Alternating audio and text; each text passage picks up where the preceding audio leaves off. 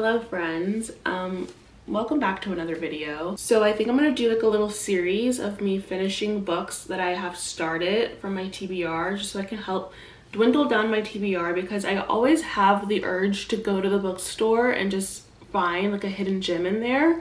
But when I'm in there, I feel so guilty because I have so many books on my TBR already. So I really want to be able to buy new books this year, and the only way that I can do that comfortably is by finishing the books that I have on my TBR.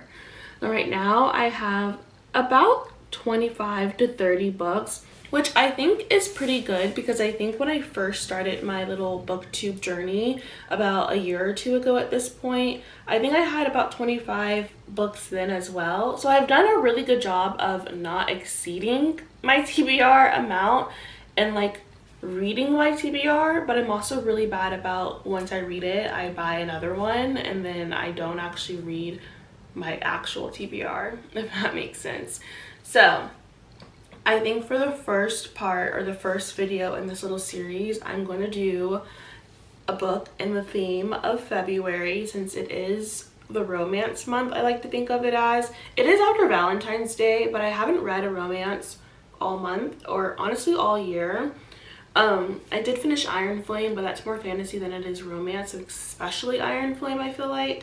But I do kind of feel like reading something a little more romancy, but I know it's not truly romancy because I've seen the talk about it on all of the social media platforms. I have a friend who just recently read this book and she seemed to really love it, and I'm willing to go back and give it a second chance.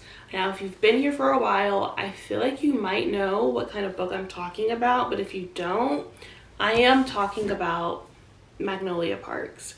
Okay, I started this book probably over a year now, like maybe about, actually I think it was about around this time last year I started this book, because it got really big on TikTok and I couldn't decide whether or not I actually wanted to read it. At first it was a hard no. I had no interest in reading it, but naturally, as you are constantly being bombarded with quotes, imagery, whatever about a book, you're easily influenced, as I am. I ended up getting it against both my better judgment and honestly a lot of you who also told me not to get it. I got it anyways. So I'm in the mood to finish reading it, and I also had been tabbing it at the time, which leads me to believe that I was enjoying it, but now I just kind of want to finish it and see what all the hype is about. I'm actually kind of sad that I didn't really like this book, because I love the covers. I think the book is actually really cute. Like, this cover and all of the original covers are so cute, and it does make me kind of sad that they don't have them in the original covers anymore, which I could find them on Pango Books or, I don't know, Facebook Marketplace or Amazon used, but I know if I do, they're going to be at an exorbitant price point because people are insane and they always want to get their bag. But I respect it, but not really. So I think I'm going to read this one and decide if I want to continue on with the series. I'm not sure I'm going to, but I have heard that they get better, especially with Daisy Hates. But I honestly just love the covers. I do. I think the covers are so fun and I think they're really cute. I just kind of sometimes feel brain dead when I read this book. I'm going to be so honest. I didn't enjoy it. I enjoyed it for a while, and then I think I was just in the mood to read something different. So I kind of don't really remember too much of what's going on in here. I'm on literally page 200 out of I think like 400 pages.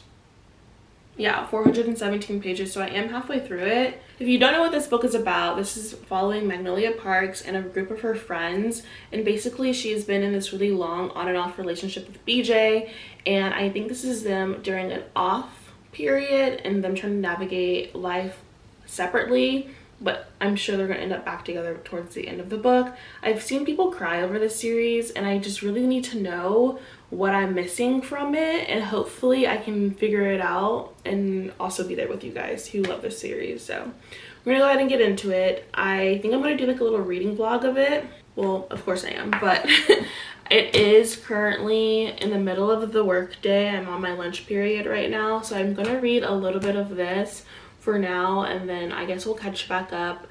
Why does it sound weird? Catch back up. Anywho, we'll catch back up once I have a more understanding of where I am in the story.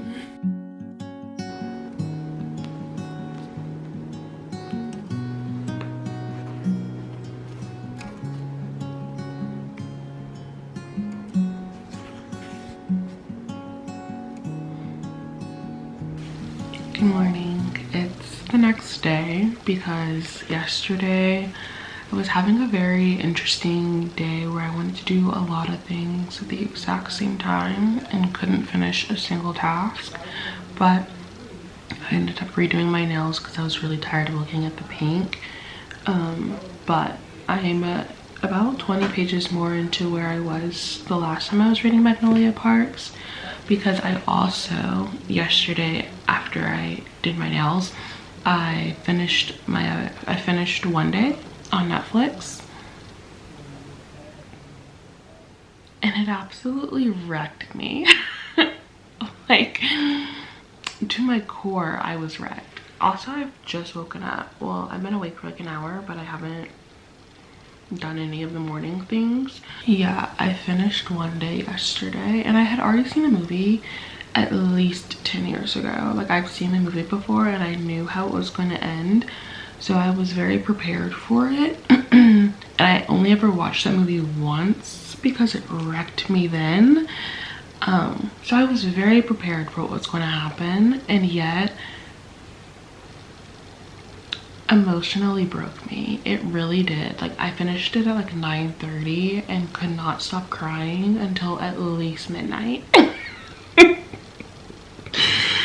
It's truly one of the most heartbreaking stories I have ever encountered, and it's so good. If you haven't watched it, I'm not going to spoil it for you other than me saying I cried for hours after finishing it.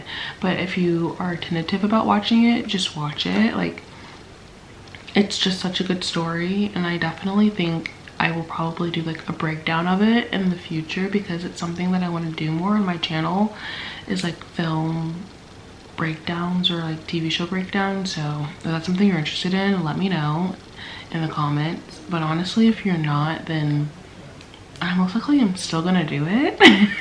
So, but anywho, that's besides the point. I finished that yesterday and it emotionally wrecked me, broke me down to my core. Like, could not be healed from it yesterday. I was so unwell that I couldn't read Magnolia Parks. I'm like, I'm sorry, I can't go from this gut-wrenching story to Magnolia Parks. It's just not happening. I don't want to engage in any other media after that. So I went to bed. And said I'll read in the morning. So I'm reading now, but before I watched One Day, I had read some more, and I have to read you this sentence because it is actually insane. It's like, who wrote this? Well, I mean, I know who wrote this, but like, why? It's just a difficult sentence to understand. I'm trying to find it. Like, I had to underline it. It was I had to underline it. It was so, I was like, I literally wrote like, what kind of sentence is this? Okay. Magnolia is frozen, staring at the table, and it's the fucking weird tension between me never wanting her to feel how Christians made her feel just now, all exposed and embarrassed and shit, but also I never want to remember what happened with her and him. And when they make me, the house rules seem to fly out the fucking window, and it probably makes me a piece of shit, but I don't feel like defending her in the moment. I'm sorry, like, it's not bad. I'm just like, why is that such a long sentence? Like, it's a long sentence, you guys. Anywho, I was watching Olivia Reads a Latte yesterday. I love her reading vlogs because they're so long. They're always like an hour to like 2 hours long, and they're just like a perfect thing to watch throughout the day.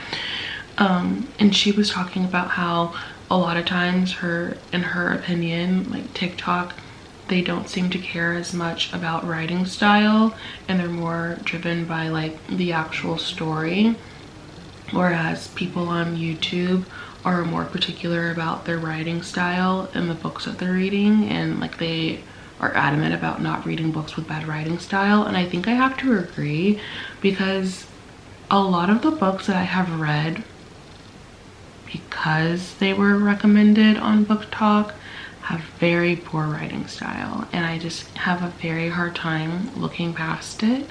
And it's something that I'm like having to work myself through, of like, okay, don't be annoying and pretentious or whatever, just enjoy the story.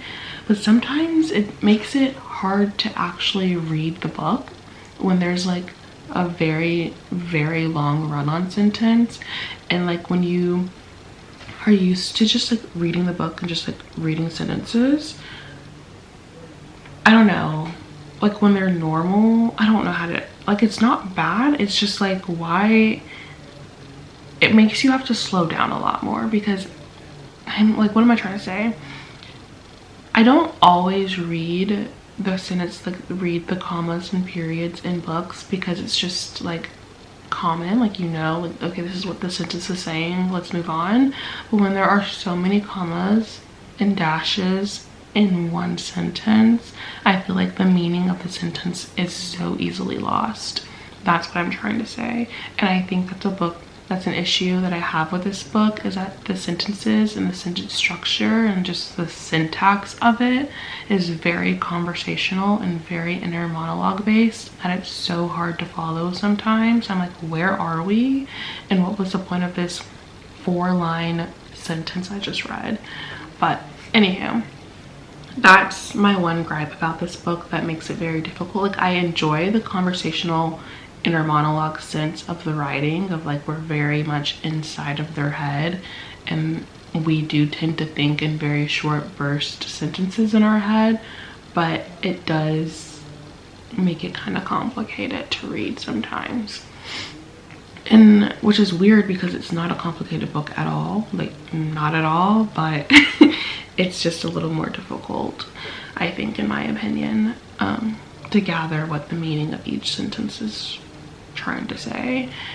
But with that being said, I've also seen some really, really interesting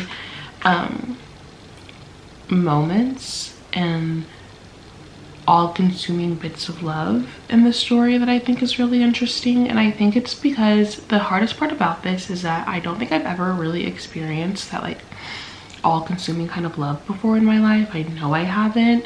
So like, to read it, it's very like detached for me, because I'm like, oh, is that how that feels? That's interesting.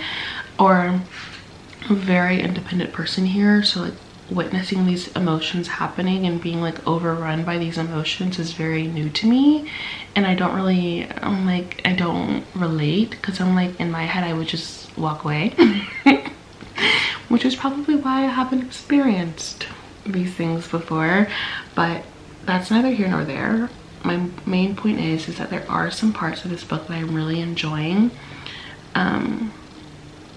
Like, I love this moment when she says that she'll dog-ear this moment in her mind. Like, I don't know, like, I think that's a very, very visual way of explaining a moment, and I think that's very nice. And I think Jessa Hastings has done really well with that, with like creating an imagery of moments, and I think that's really cool. So I'm kind of at the point of the book where Magnolia and BJ are, well, all of them are in Greece after a moment between Magnolia and her dad, and so she's kind of trying to decide if she wants to be with BJ and Tom, and like this big moment has just happened, revelation. But I feel like there's a lot of stuff that I don't know yet about like what happened between Magnolia and BJ, which I think is kind of the point, but I am interested in figuring it out. So I do think after watching One Day yesterday, my heart is a lot more open to absorbing the love that this book has to give. I think like it's more about the small moments and the gestures, I think, in this book that I just was not open to. I wasn't open to before I finished watching One Day, but now I'm just like thinking about like all the little Easter eggs and all the little things that were happening to lead up to the finale of One Day, that I'm catching on to them a lot more now in Magnolia Parks, if that makes sense. But that's my little morning update for reading this book. I still have, that's like literally I read 20 pages yesterday, so I still have quite a bit left to go in the book.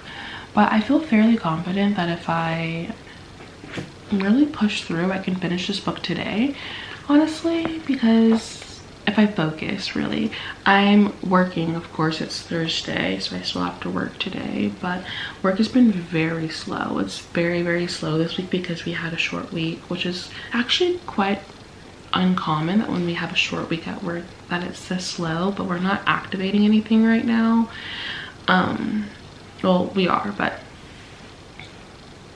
I can't give too much, but like it's like we're in the planning stage for a lot of stuff at work, so there's not a lot to be done at my level. So I'm kind of just chilling and waiting for people to tell me what to do, or just trying to find work for myself. So that's kind of where I'm at right now.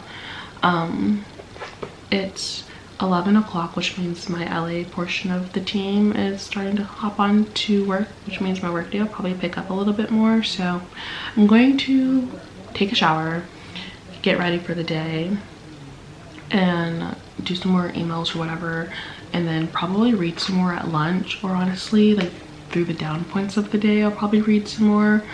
But yeah, that's my morning update so far. Also, anywho, that's my morning update so far of Magnolia Parks. I'm enjoying it a bit more now.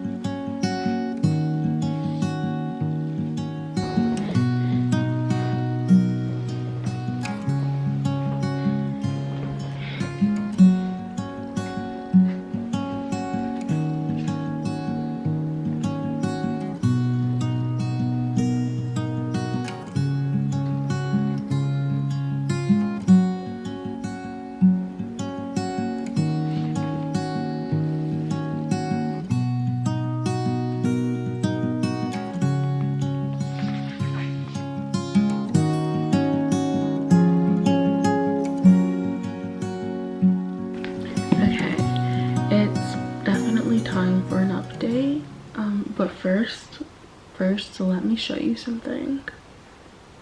Can you see that? Is it gonna show you? I don't think it's gonna. Oh,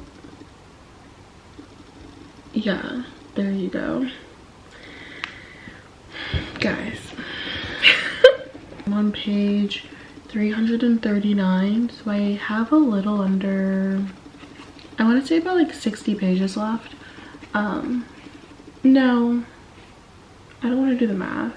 340, 60, so about 80 pages. I have about 80 pages left. I have a lot of mixed opinions about this right now.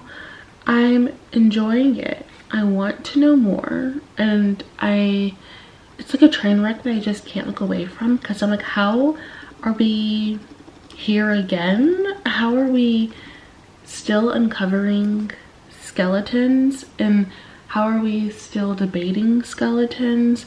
And it's just like, how are we here still?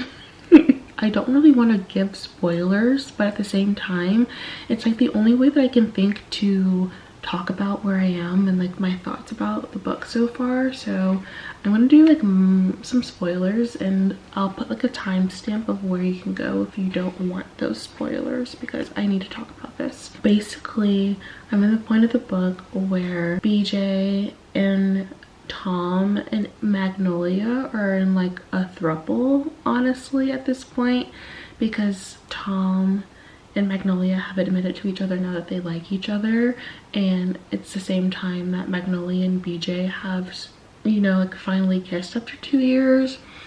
And so like both of the men are like, I'm not giving up on this. I like, it's just like the better man wins, essentially.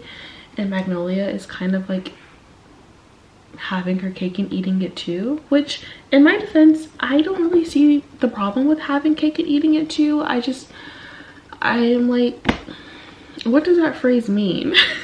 So anywho, oh, so they were at a party, and it's for Julian Hates, which I'm assuming we'll get to know more about him in like the further books in the series, because Daisy hates, and it's her brother. But I'm at the part where they're at his birthday party and like Daisy just completely lets it rip in the middle of the party, and announces to the entire room that Christian doesn't want to have anything to do with Daisy because he's in love with Magnolia. And at this point, I'm like, how are we all in love with Magnolia? What is going on? What does Magnolia have? Whatever she has, I need to have as well, because it might be just because she's hot and doesn't put out. And I like actually am so proud of her for that. I was like, wow, she's really got London in her hands.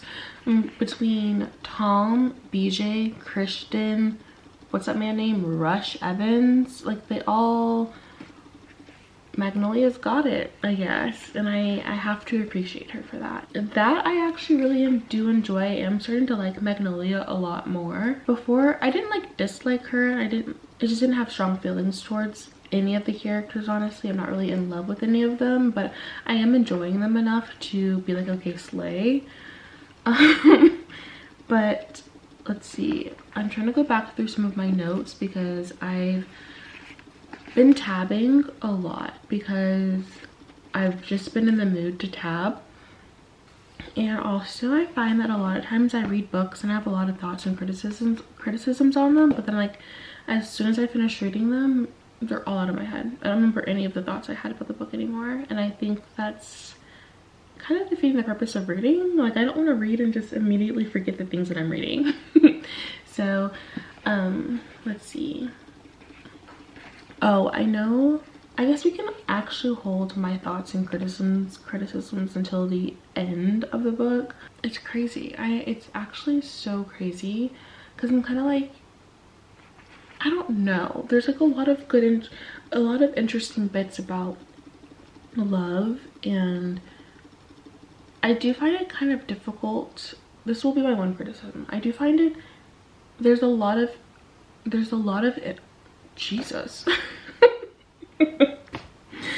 There are a lot of bits that are just pure inner monologue. Like we'll be in the middle of a scene and something will happen and we'll just go straight into the depths of Magnolia's brain and like live her rabbit hole with her, where she's just kind of going down this like really, really long thought process, and then we'll snap back into the scene, which it's like kind of fun as a narrative device, but I feel like we're kind of too in the minds of either Magnolia or BJ, and it's hard to actually experience what's happening in the scene because we're so inside their minds. Like I need us to set the scene a little bit more. Where are we relationally to everybody in the room? What's actually physically happening in the room? And less about like what's going on in our mind, you know? Like we can have the inner monologue, I like it, I'm not saying like let's not do it anymore, but I want more of the actual experience of like what's happening. Like how do I know, like is my body going over, like do I have chills running down my body, is like my hair standing up in the back of my neck, like, you know, like is my heart racing? It's just like not a lot of that happens in this book. Is just so much mind play, or like so much of like what's going on in their minds, which it's nice, but I feel like there's a really good part of the story we're missing here because we're not getting the physicalness of the actual story. So that's my one thought about this, but we can get more into that, I guess, tomorrow if I have more. I think that's honestly like my biggest critique or criticisms about this book, because I'm pretty sure I've already mentioned this before in this vlog, but it's just the one thing that I'm seeing consistently throughout the story that I kind of wish there was more of. There are other things, but that's the biggest one. But yeah, so I'm gonna go ahead and try to finish reading this tonight or right now, and then we will catch back up in the morning because I'm sure I'll be done.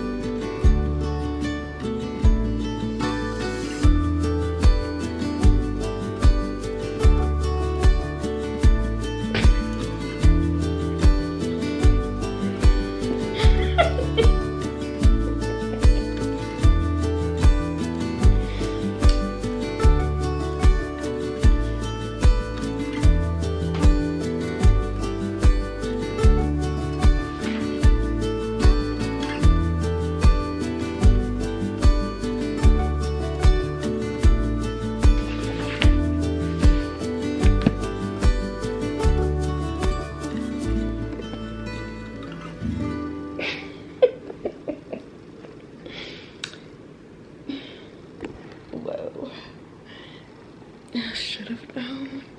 I should have known. I'm done.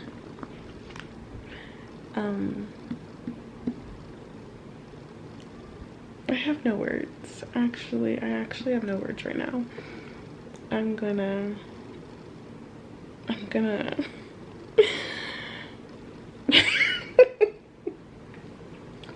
I'll be back. Let's do a quick wrap up of Magnolia Parks, because this book actually thoroughly surprised me, and I am one who can admit that she is wrong. I can understand the hype behind the book because honestly, it's just one big juicy mess, the entire 400 pages, and I couldn't stop reading it, honestly. I was like, wow, I really do need to know what's going to happen at the end of this. Okay, so also, as you know, I was tabbing this book, and you can see the amount of tabs that I have finished, or if it would focus, doing it like the makeup girls. Anyhow, I tabbed so much in this book just because I wanted to make sure that I was really getting as much out of it as I could.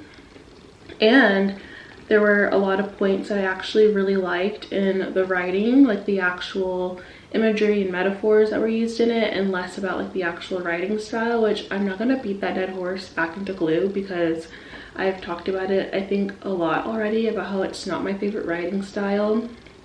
And towards the second half of the book, like, well, I was in the second half the whole time, but towards the end of the book, there's like a whole new writing style introduced, and not a whole new one, but just like another device she uses in her writing style that is new at the end of the book, which I thought was kind of weird. I don't know, I thought it was weird to be introducing a new way to write scenes towards the end of the book. I've just never really seen that happen before, but that was something.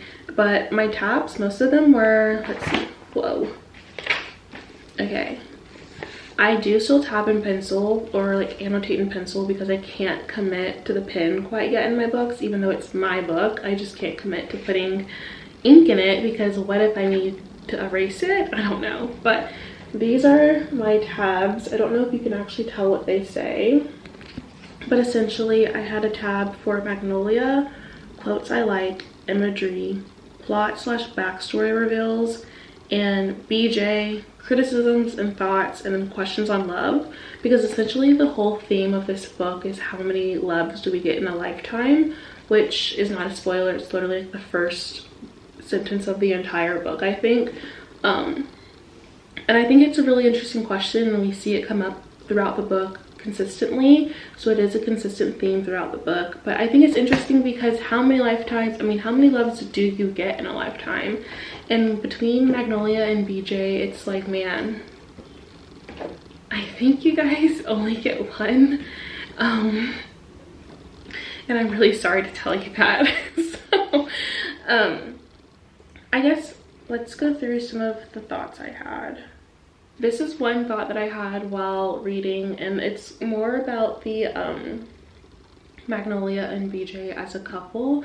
And this is kind of a spoiler, kind of not, but essentially this whole thing is happening because Magnolia has found out that she has been cheated on by BJ, and BJ just refuses to admit like who it was and like why. And so basically they're in this off period from their relationship for the past 2 years, and Magnolia is just dating men. And so BJ and Magnolia, or BJ more so, keeps saying that Magnolia has as much a part in the reason why they're not together as he does, in the sense that like she won't stop dating other people, which I just 100% don't agree, because BJ cannot sit alone with his thoughts long enough to not end up with some other woman or like strung out on drugs. And so I think Magnolia is truly just in a state of self-preservation at this point. It's like, I've already been humiliated by my boyfriend by cheating on me, and now he won't stop hooking up with the entire town and everyone is seeing him do that, and I'm just over here. It's like, yeah, I have the right to try to move on, and the way that I want to try to move on is by being with someone else as like a safety net. Now, is that an issue in itself? yes, because she's kind of leading the men on, but I don't think she's doing it intentionally. For one, I know like one, it's kind of a little iffy, and this other one, Tom, he's very much aware of their situation before he goes into the relationship, so it's kind of like she's very honest and open about where her headspace is with him, and he's nowhere misled throughout the entire situation, I believe. So I don't think Magnolia is wrong. I really don't. I don't agree with the whole sentiment that like they've both done wrong. And just because BJ did wrong first doesn't mean Magnolia's not in the wrong. I just don't agree. I don't agree. I think we would never be in this wrong. I don't think we would ever be in this wrong phase had BJ just never been wrong first. so I don't know. I don't think that's a fair argument. And if you can argue differently, let me know. I'm interested in knowing how everyone thinks about this. I'm just one who is 100% going to side with the woman, so, right or wrong, and I just don't think Magnolia is wrong in this sense. So I think that was kind of an unfair assessment that a lot of her family, Bridget and her nanny slash stepmom, make towards her. And I don't really enjoy how we just flew over the whole my mom's moving out, my stepmom is my new whatever. That was kind of crazy, but a very small part of the story, so it just kind of happens in the background.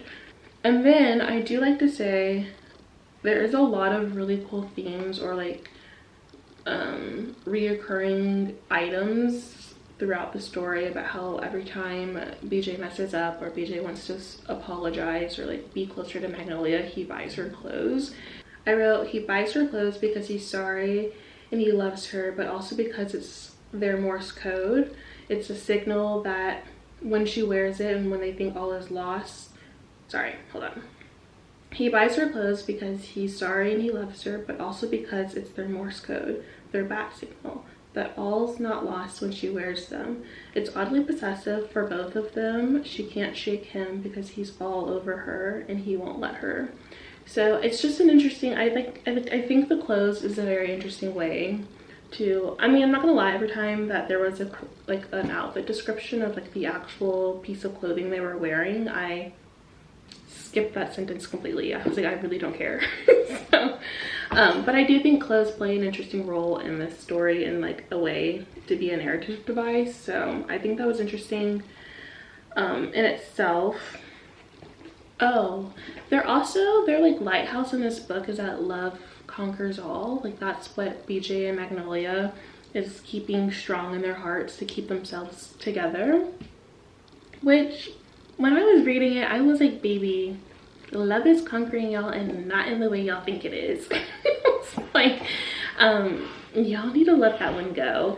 And so towards the end of the book I was like, man, I kind of really would like for them not to be together. It's just so unhealthy. It's such a horrible trauma bond that they have with each other that I can't lie, at the end of it I'm like, whew, thank God. Because it was getting a little dicey and I didn't know which way it was gonna go. So needless to say, throughout this entire book I am very, very happy with how it ended and how my experience was with actually reading it. I was actually so surprised that I liked it, and I do want to continue reading the series. Now, am I going to go to blackwells.com UK whatever and buy the next 3 books right now? Probably not, because I have a lot of books on my TBR still that I need to finish before I hop into the rest of the series. But I do think it'll happen eventually. I'm happy with how it's gone and I'm having a good time and I do want to finish it. So I really don't have much else to say, and if you wanted to hear more about my thoughts, I'll probably put it in my Goodreads. So if you're not following me on Goodreads, go ahead and use the link below or in my bio and go ahead and become friends with me there so we can stay connected. But yeah, if you've read Magnolia Parks, definitely let me know how you felt about it. Did you like it? Did you hate it? Why? Whose team are you on? Just let me know in the comments down below. I'm so interested. I need to know. Thank you so much for watching this entire video. If you've made it this far, put a bumblebee emoji in the comments below. And if you know, you know. And if you don't, go get the book so you can be a part of the know. But until next time, I'm not gonna keep you guys any longer. Go ahead and make sure to like, comment, and subscribe, and all the other weird YouTube things everybody hates saying at the end of their videos. And I'll see you in the next one.